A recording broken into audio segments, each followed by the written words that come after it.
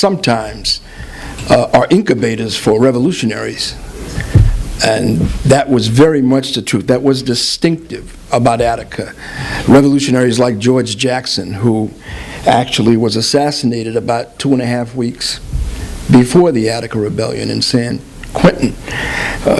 Attica's been described in many ways, the biggest prison rebellion, the biggest deployment of state violence since the crushing of the Native people's protests in Wounded Knee, which took place actually 100 years before, in 1871. But the significance of the Attica Uprising, as important as a prison rebellion aspect is, it transcends prisons. It was really a high watermark in the Black liberation movement. It was a chapter, a moment in the Black liberation movement of the 60s and the 70s. In a way, Attica was almost the Paris Commune of the Black liberation movement, which incidentally was 100 years before in 1871. You know, John Carmen just reminded me of that. This was led, to the extent that it was led, it was spontaneous, as the film pointed out. It was organized spontaneously by revolutionaries, highly well-read political individuals who considered themselves Marxists or Maoists or Black nationalists. They came together, they organized committees to make sure everybody got food, they organized committees to deal with the hostages, to deal with negotiations, to come up with a list of 28 demands in a few hours. Anybody who's had any experience, you know, in labor negotiations, coming up with demands, you know, it takes weeks and months, you know. If you get a chance, you should review the demands that they had, because they addressed everything, every aspect of survival in prison: health, food, the end of solitary confinement, the right of your families to visit, legal rights, the right to get political material in the mail.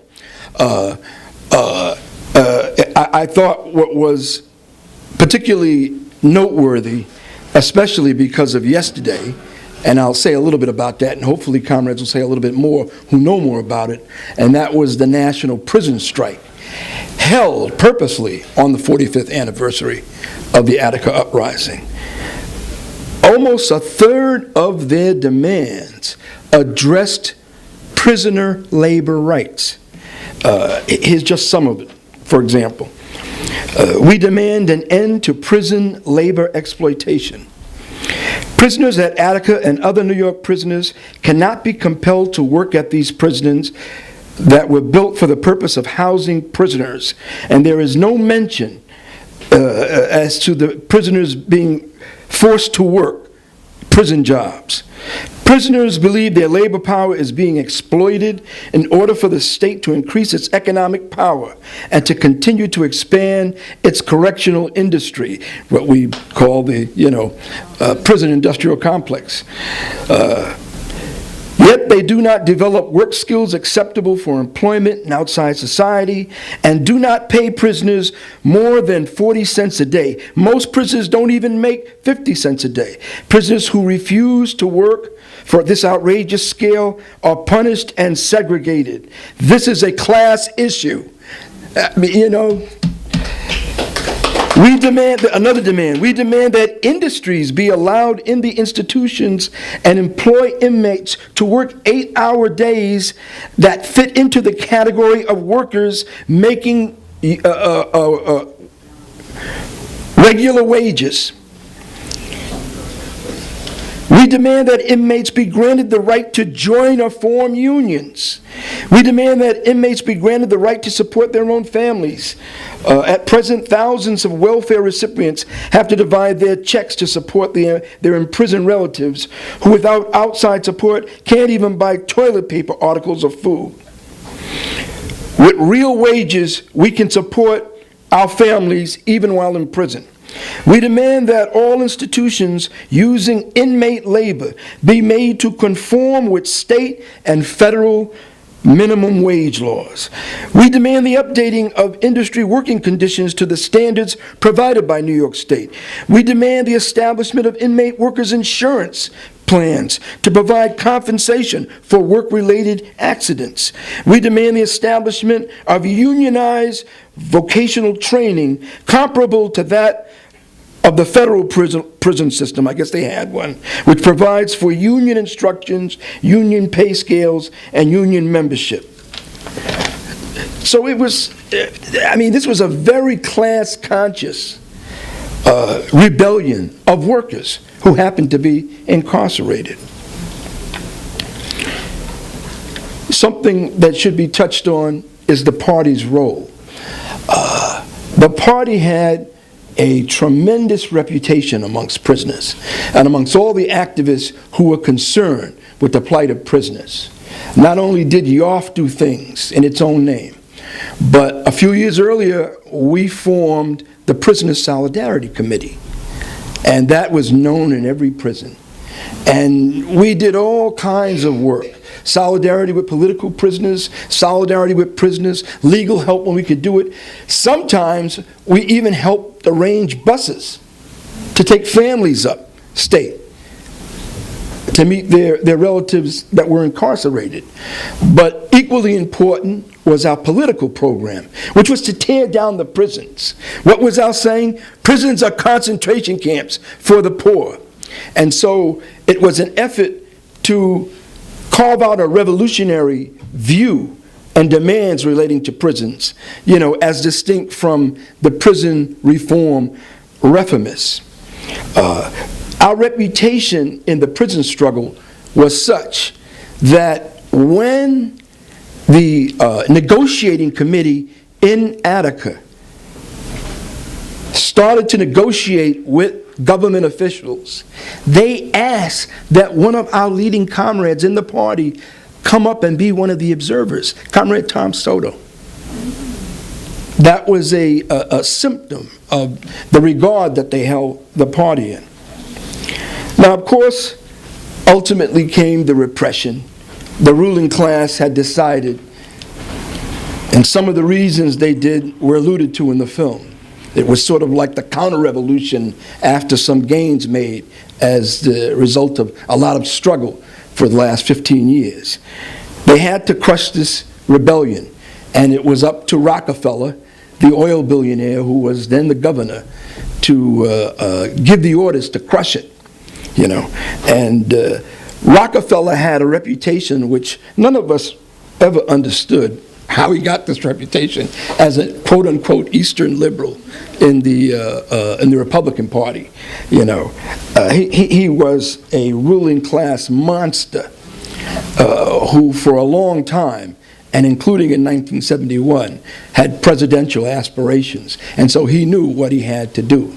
And they ordered in more than 1,000 troops, a combination of New York State troopers and various guard troops from all around, from 4 or 5 states, just stormed the prison, opened up shooting indiscriminately at unarmed prisoners, killing almost 30 prisoners and 10 hostages.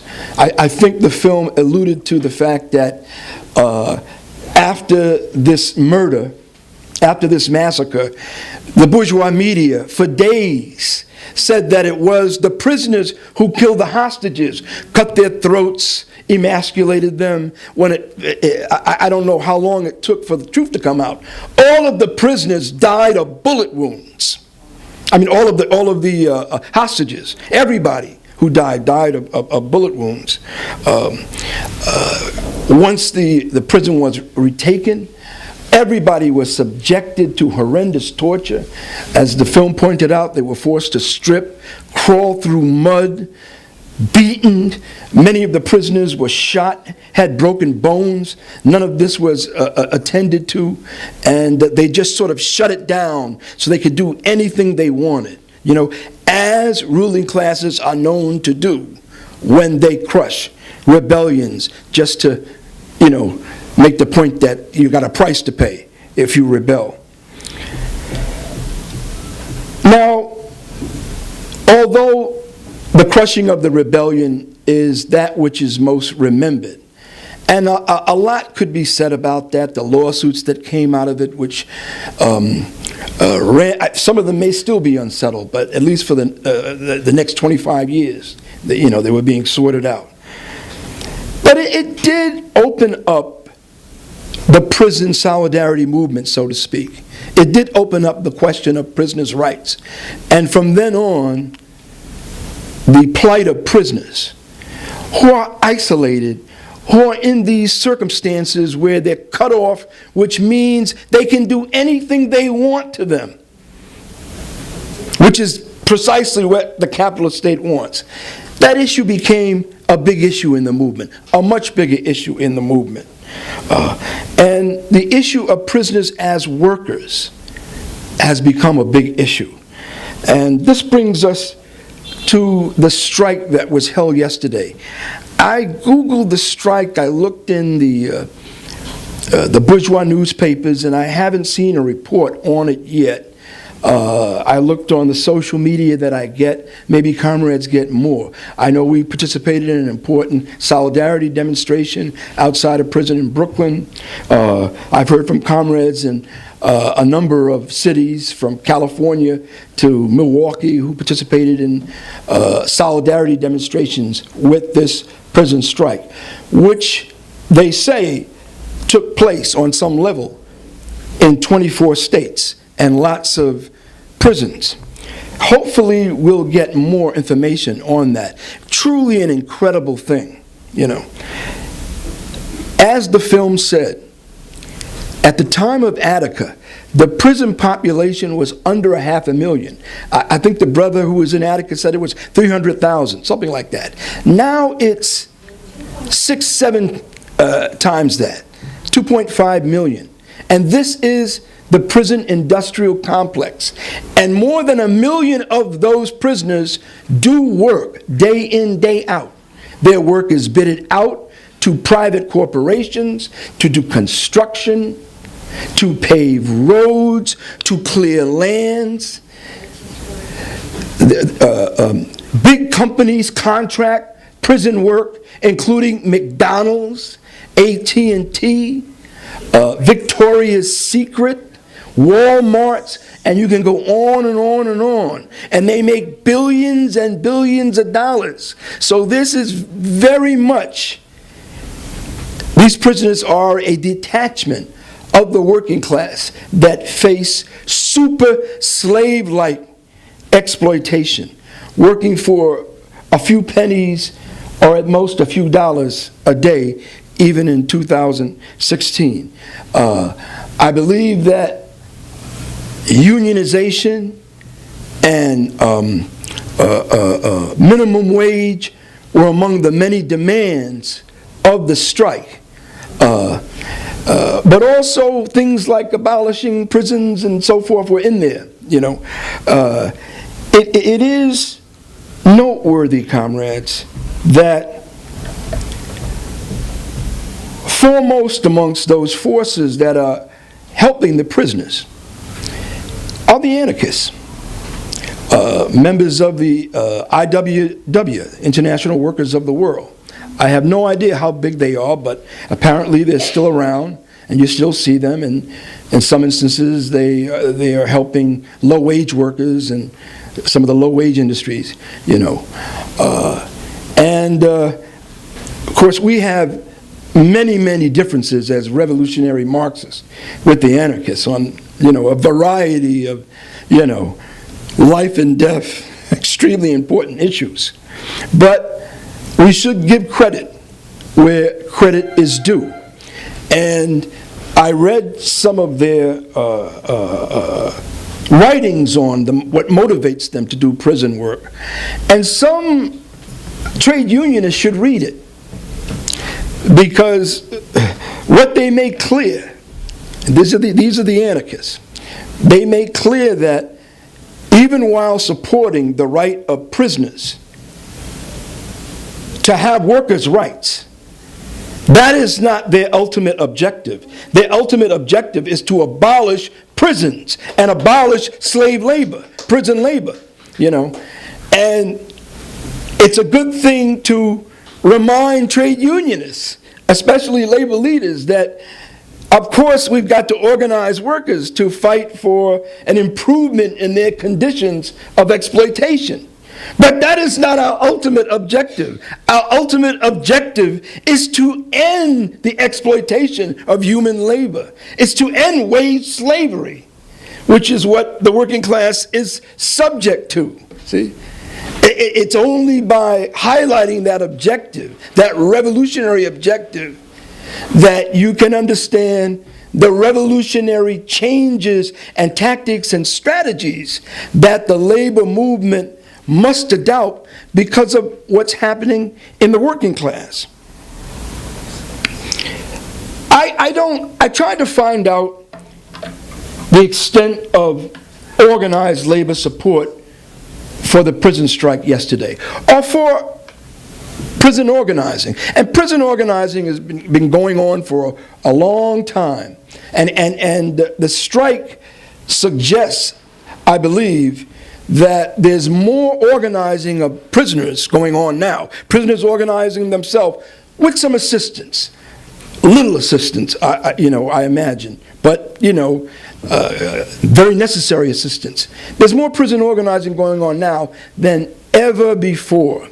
It is unfortunate, I would add, that most of the movement, progressive and revolutionary, including the political parties that consider themselves socialists and communists, they probably know very little about this and are not that involved. And that needs to be remedied, because this is a detachment of our class. And it raises larger issues apart from organizing prisoners. One thing is to recognize them, that they have rights. I don't know what issues conventional trade unionists have. Maybe one of them is a prisoner a worker? Now, the Supreme Court said in 1977, reversing a ruling in North Carolina of a case brought by the North Carolina Prisons Union, that prisoners are not workers and therefore they don't have workers' rights. But that's not the first time that the courts have said that some section of the working class does not have rights. When has that ever stopped us from organizing workers? When have we ever been told, the court said you don't have rights, so we're not going to organize them?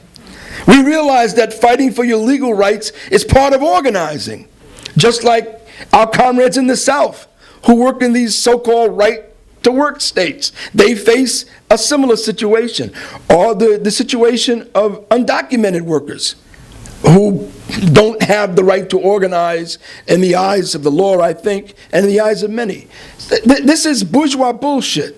These are the traditions, chains that we sing about breaking. When someone tells us you don't have rights, I think a problem for some of the public workers' unions is that they have prison guards in their union, and they should not, because prison guards are not workers.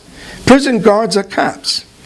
And usually the more prison guards you have in your union, the more reactionary your union is, and the more difficult it is to take anti-racist and progressive solidarity positions. So get rid of the prison guards and organize the prisoners. We could talk about any other section of the working class, and the working class is changing. The undocumented, those who can only find part-time or temporary work, a big section of the working class. We've been talking about low-wage workers for several years as they have come, front and center with their struggle. They're also the Black Lives Movement, who we should consider a movement that is based in the working class. What this movement is really demanding is stop killing black and brown people because you don't have jobs for them. Instead, Give them decent paying jobs. It is a labor issue. It is a class issue. And more, our party, if it is to replenish its revolutionary importance, is going to have to take the lead in pulling the working class movement into revolutionizing its view of how workers are organizing. Who is the working class? It's not contracting, it's expanding, it's global, it's people who you might not have considered workers. But unless you realize that and bring them in, the working class will disappear. And that would be a shame, because in fact, if you have a Marxist view of the working class is far from disappearing. Actually, it's multiplying. You just have to look in different places. Long live the Attica Rebellion.